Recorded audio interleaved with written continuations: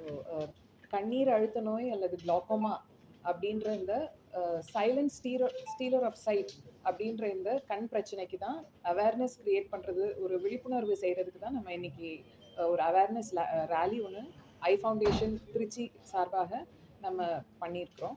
So அதுக்கு வருகை தந்திருக்கிற உங்க எல்லாருக்குமே ஒரு பெரிய நன்றி. ஸோ குளோக்கோமா அதாவது கண்ணீர் அழுத்த நோய் அப்படின்றது சுத்தமாக எந்த விதமான சிம்டம்ஸுமே இல்லாத ஒரு ப்ராப்ளம். கண் பிரச்சனைங்க பல வகையாக இருந்தாலும் this glaucoma causes irreversible damage, அதாவது திரும்ப நம்ம ரிவர்ஸ் பண்ண முடியாத அளவுக்கு பார்வை நரம்பை பாதிக்கும். இதனால என்ன ஆகும்னாக்க புறப்பார்வை, அதாவது பெரிஃபரல் விஷன் அப்படின்றது சைட்லேருந்து இருக்கிற பார்வை கொஞ்சம் கொஞ்சமாக கம்மியாயிட்டே வரும். ஸோ நமக்கு யாருக்குமே அது ஒரு பிரச்சனை இருக்கிறதே ஒரு அட்வான்ஸ் ஸ்டேஜ் போனதுக்கு அப்புறம் தான் கண்டுபிடிக்க முடியும். ஸோ அதனால கண்ணில் ப்ரெஷர், நமக்கு எப்படி உடம்புல நீரழுத்தம் ப்ரெஷர் இருக்குமோ அதே மாதிரி கண்ணுலேயும் நீரழுத்தம் இருக்கும். அது ஒரு சர்டன் லெவலுக்கு மேலே போகும்போது அதனால பார்வை நரம்பு பாதிப்பு ஏற்படும். ஸோ ஃபர்ஸ்ட் ஆஃப் ஆல் இதுக்கான ரிஸ்க் ஃபேக்டர்ஸ் என்னென்ன ரிஸ்க் ஃபேக்டர்ஸ் இருக்குது அப்படின்னாக்க, முக்கியமானது வயது 40 வயசுக்கு மேற்பட்டோருக்கு இது ஒரு ரிஸ்க். ஸோ ஏஜே ஒரு ரிஸ்க் ஃபேக்டர் தான். அடுத்தது அப்படின்னு பார்த்தாக்க சர்க்கரை வியாதி இல்லை ஹைப்பர் டென்ஷன் பிபி இருக்கிறவங்களுக்கு இது இன்க்ரீஸ்ட் ரிஸ்க். அதே நேரத்தில் சில பேர் வருஷக்கணக்காக ஸ்டீராய்டு சொட்டு மருந்து யூஸ் பண்ணிகிட்டே இருப்பாங்க, அவங்களுக்கும் ரிஸ்க் ஜாஸ்தி. அதே நேரத்தில் ஹை மைனஸ் மயோப்பியா இருக்கிறவங்களுக்கும் குளோக்கோமா ஒரு ரிஸ்க் ஃபேக்டர் தான். இதை தவிர நம்ம வீட்டில் நம்ம அப்பா அம்மா இல்லை கூட பிறந்தவங்களுக்கு இந்த நீரழுத்த பிரச்சனை இருந்ததுன்னா நமக்கும் இருக்கிறதுக்கான வாய்ப்பு இருக்குது. ஸோ எந்த ஒரு அறிகுறியுமே காமிக்காத ஒரு கண் பிரச்சனையை நம்ம எப்படி கண்டுபிடிக்க முடியும்? ஒரே ஒரு தீர்வு தான். உங்களுக்கு 40 வயசுக்கு மேலே ஆகுதா, கண்டிப்பாக ஒரு ஐ ஹாஸ்பிட்டலில் 40 வயசுக்கு மேலே ஆகியிருந்தாலே கண்டிப்பாக ஒரு ஐ செக்கப் பண்ணுறது பெட்டராக இருக்கும். ஸோ அப்போது நம்ம எல்லாருக்குமே இந்த கண்ணீர் அழுத்தம் எவ்வளோ அப்படின்றத நம்ம ரெக்கார்ட் பண்ணுறோம். ஒரு ருட்டீன் ப்ரொசீஜராக தி ஐ ஃபவுண்டேஷனில் எல்லா பேஷண்ட்ஸுக்குமே நம்ம ஐ ப்ரெஷர் எவ்வளோன்றதை டயக்னோஸ் பண்ணுறோம். அடுத்தது இது எப்படி இருக்குது, இது எவ்வளோ பாதிப்பு ஏற்பட்டிருக்கு அப்படின்றத நம்ம சர்டன் டெஸ்ட் மூலியமாக, field test, advanced glaucoma test, OCT இதன் மூலியமாலாம் நம்ம டயக்னோஸ் பண்ணுறோம். இதுக்கான ட்ரீட்மெண்ட் அப்படின்னு பார்த்தாக்க ஸ்டேஜ் பொறுத்து தான் இருக்குது. ஸோ ஒன்று மைல்டு, மாட்ரேட், சிவியர் அப்படின்னு நம்ம 3 வகையாக அதை வரிசைப்படுத்துகிறோம்.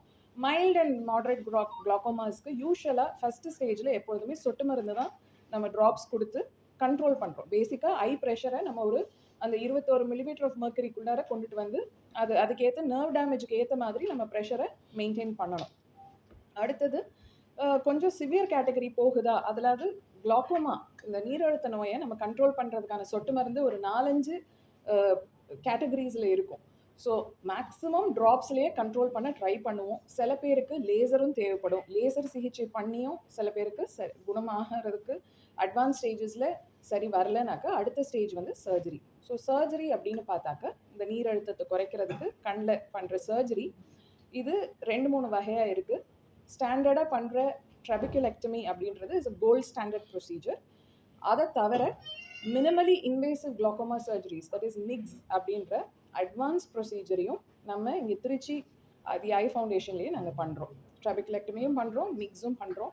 ஸோ இதை தவிர வந்து பார்த்தீங்கன்னாக்கா ஸோ குளோக்கோமா ப்ரிவேலன்ஸ் அப்படின்னு பார்த்தாக்கா ஒரு 100ல் இந்தியாவில் prevalence of glaucoma is around 3 to 5% in India. That is 100 பேரில் அட்லீஸ்ட் ஒரு 5 பேருக்கு இருக்குது.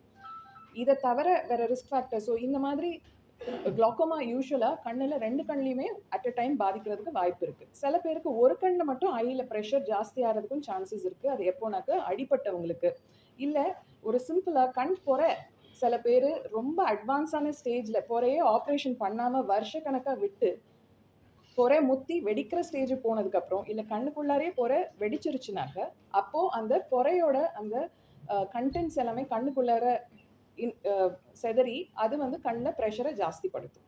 ஸோ அந்த மாதிரி செகண்டரி குளோக்கோமாஸும் ஏற்படும். ஸோ இதில் முக்கியமாக இந்த மாதிரி ஒரு செகண்டரி குளோக்கோமா இருக்கிற ஒரு வயது முதியவர், ஒரு 106 வயசு பெரியவர் ஒருத்தருக்கு நம்ம சர்ஜரி பண்ணியிருக்கிறோம். அவருக்கு சார், அவரோட பேர் வந்து மிஸ்டர் ராஜு சார் வந்து இங்கே இருக்கிறாங்க, நம்மளுக்கு இன்னைக்கு வந்திருக்கிறாங்க. சாருக்கு வந்து இப்போ ஆப்ரேட் பண்ணி 2 வீக்ஸ் ஆகுது. ஆக்சுவலாக அவருக்கு ஒரு கண்ணில் புற முத்தி ஆல்ரெடி வெடிச்சிருந்திருக்கு. பல வருஷத்துக்கு முன்னாடியே சர்ஜரி பண்ணாததுனால அந்த கண்ணில் ப்ரெஷர் ஹையாகவே இருந்திருக்கு. இன்னும் ஒரு கண்ணில் தான் அவர் பார்த்துட்டு இருந்திருக்கிறாரு. இப்போ அதுலேயுமே புற முத்தி வெடிக்கிற ஸ்டேஜில் தான் நம்ம பார்த்தோம். அவரோட ஏஜ் 106 வயசு. அவர் பிறந்த வருஷம் 1920. ஸோ அதனால அவ்வளோ முதியவர் நம்மளை அப்ரோச் பண்ணும் போது நாங்கள் இது வந்துட்டு நிறைய விஷயங்கள் நம்ம யோசிக்கணும். சர்ஜரியை பிளான் பண்ணி எனக்கு புற முத்தி வெடிக்கிற ஸ்டேஜில் இருக்கும்போது ஃபஸ்ட்டு கண்ணில் ப்ரெஷரை குறைச்சி இந்த நீரழுத்தத்தை குறைச்சி அதுக்கப்புறம் நம்ம புற ஆப்ரேஷனுக்கு பண்ணினோம். ஸோ நீங்கள் பார்க்குற மாதிரி சாருக்கு வந்து ஆக்சுவலாக முதுகு தண்டு இந்த கைஃபோஸ்கோலியோசிஸ் சிவியராக இருக்குது. ஒரு 10 நிமிஷம் புற ஆப்ரேஷன் ஸ்ட்ரெயிட்டாக படுக்கிறதே ஒரு சேலஞ்சாக இருக்கும். ஸோ இதை தவிர அவருக்கு பிபி சுகர் அந்த மாதிரி எந்த ஒரு பிரச்சனையும் இல்லாதனால நம்ம ஒரு அனஸ்தட்டிஸ்ட் ஒருத்தரையும் கூட ஸ்டாண்ட்பையில் வச்சுட்டு இவங்களுக்கு கவனமாக சர்ஜரி பண்ணி எல்லா சேலஞ்சஸையும் தாண்டி சாருக்கு சக்ஸஸ்ஃபுல்லாக நம்ம புற ஆப்ரேஷன் பண்ணி லென்ஸ் வச்சுருக்குறோம். அவரோட பார்வையும் நல்லபடியாக இப்போ இம்ப்ரூவ்மெண்ட் இருக்குது. இது எங்களுக்கு எல்லாத்துக்குமே தி ஐ ஃபவுண்டேஷன் திருச்சி மட்டும் இல்லை, எங்கள் எல்லாருக்குமே எங்கள் ஆர்கனைசேஷனுக்கே இது ஒரு பெரிய ஒரு சந்தோஷம், ஒரு honour that we have operated on such an elderly patient.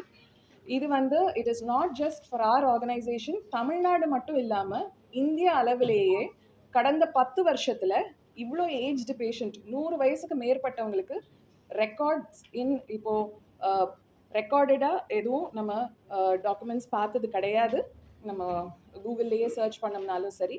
So அதனால் this is actually a record that we have successfully operated on a 106-year-old elderly citizen, senior citizen with excellent visual outcome.